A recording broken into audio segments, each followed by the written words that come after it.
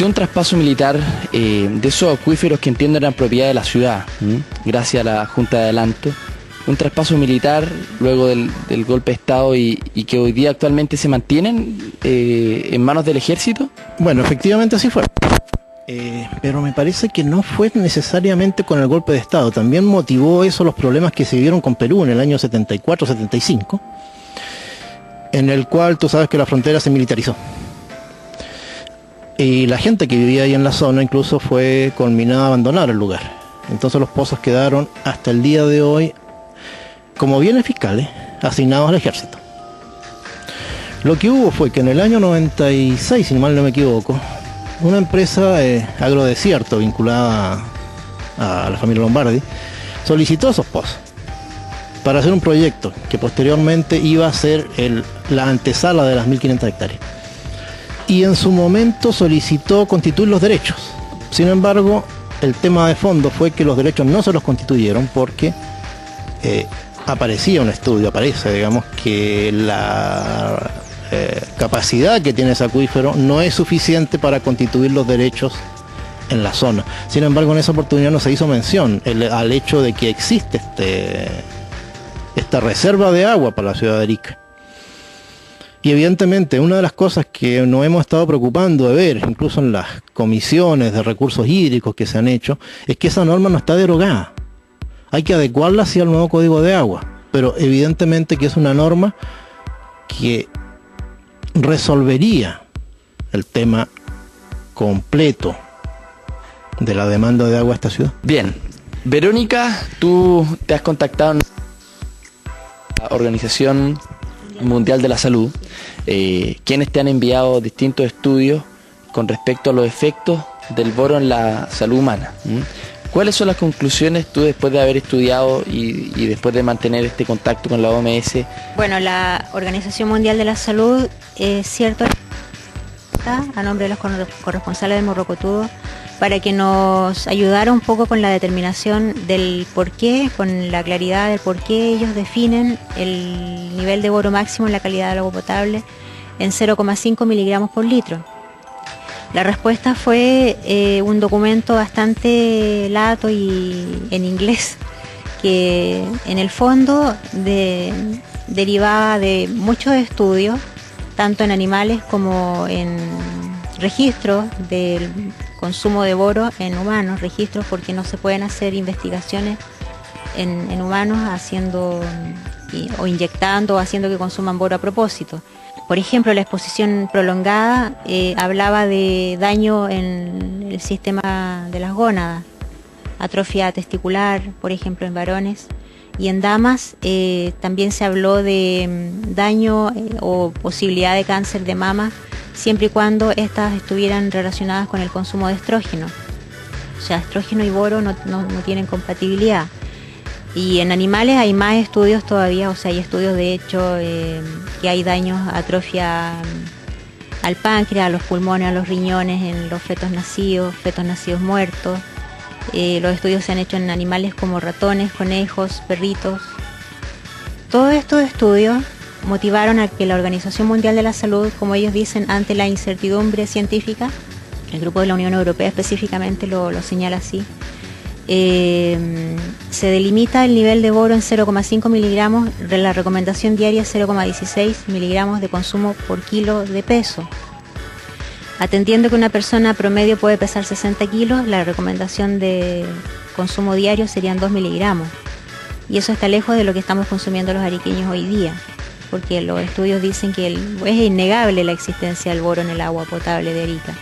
Entonces lo que se quiere es atender la recomendación de la Organización Mundial de la Salud, incorporar el boro a la norma chilena y tener un agua potable de calidad que sea apta para el consumo humano y que sea libre de riesgo para la salud.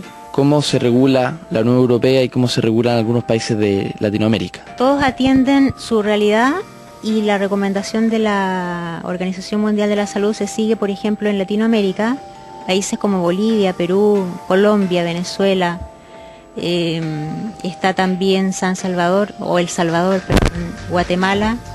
Ellos han seguido la recomendación de la Organización Mundial de la Salud, incluso con la guía anterior que es 0,3 miligramos por litro. La Unión Europea lo regularizó en 1 atendiendo su propia realidad, porque tienen países con altos niveles de contenido de boro, y por su parte Estados Unidos, si bien es cierto no lo tiene normado como país, hay muchos estados que sí lo han regulado y han incorporado en sus normas propias de estado, como Massachusetts, por ejemplo, en niveles relativos alrededor del 1 miligramo por litro. Bueno, vamos a dar algunos minutos de conclusión a ambos panelistas. Alejandro primero. Pero tenemos un enfoque estratégico para ver el tema del agua tanto en la ciudad como en la zona rural. Contrariamente a lo que la mayoría de los estudios plantean, a mí me parece que en Arica hay bastante agua y bastante más, considerando no solamente las aguas subterráneas, sino especialmente las primeras, las que vemos por ejemplo en los veranos que se van para el mar. Una de las conclusiones más importantes que hemos estado viendo es que, por ejemplo, en el caso del Valle de Utah, si bien durante todo el año el agua que viene por el río Utah es de bastante baja calidad, en el verano la lluvia diluye los contaminantes. Y los contenidos de contaminantes que traen las aguas en el verano son bien bajos. Inclusive, en algún momento, mejores que el agua potable de Arica. Uno encuentra en el agua potable de Arica contenidos de boro que no debieran pasar los 10 miligramos por litro. Pero en el río Utah he encontrado en el verano contenidos de boro de 1 y de 2 miligramos por litro. Y el otro es el tema de las aguas aquí en la Concordia. Porque ese territorio de la Concordia, donde están los pozos, digamos del aeropuerto hacia el norte, es tremendamente importante para la ciudad de Arica. Porque ahí está en gran parte la reserva del agua. Yo alguna vez escribí aquí en el Morrocotudo que para mí esas eran las tierras más ricas, más valiosas del norte de Chile, pero no por lo que había encima, sino por lo que hay abajo. Entonces eso hay que tenerlo en cuenta cuando algunas veces se plantea que esa podría ser eventualmente una franja de cesión a Bolivia con una salida al mar. Y eso es importante que esté en agenda de la ciudad. Lo mismo lo que hay aquí adentro de la ciudad, de la zona urbana. Se ha planteado cambiar la matriz de abastecimiento de agua por una desaladora de agua de mar, que es un tema que tenemos que tratar en el Morrocotudo con la importancia que tiene. Pero, fundamentalmente, no hay que olvidarse lo siguiente, más o menos, aquí en Arica se instaló uno de los principales polos industriales hace 30, 40 años, que se abastecía con agua propia, y se hicieron más de 100 pozos dentro de la ciudad, y todas las grandes industrias que hubo en Arica se abastecían con aguas locales, y evidentemente se sacó mucha más agua en esa época que la que se saca hoy día. Entonces, hay que estudiar las cosas, hay que ver por qué anteriormente los problemas que tuvimos en Arica los pudimos resolver de otra forma. Y fíjate que también la otra pregunta, ¿cómo nos explicamos que los que vivieron aquí hace 1000 o 2000 años pudieron habitar, por ejemplo, en la zona costera? ¿Y de dónde sacaban el agua? Si uno va aquí por la costa y se da cuenta con los restos de los asentamientos, y uno ve que tenían que tener otra fuente de agua distinta a los esporádicos caudales que bajan de los ríos. Eso es un gran desafío, y no solamente un desafío para las personas que estudian agua, sino para las personas que estudian antropología, arqueología, geología, estudios de muchas disciplinas. Eso es cierto, porque no creo que hayan ido a buscar el agua a Utah. Tiene que haber, ahí están los asentamientos aquí en los faldeos del Morro, por lo tanto el agua tiene que haber estado muy cerca. Así que es sumamente interesante el desafío para los profesionales que tú indicas. Por lo tanto, la idea principal es incorporar el boro a la norma chilena, que se ha legislado y pueda por lo menos ser al mismo nivel de la recomendación de la Organización Mundial de la Salud, porque es la forma de actuar responsable de un gobierno que quiera a sus ciudadanos. Yo lo veo de esa manera.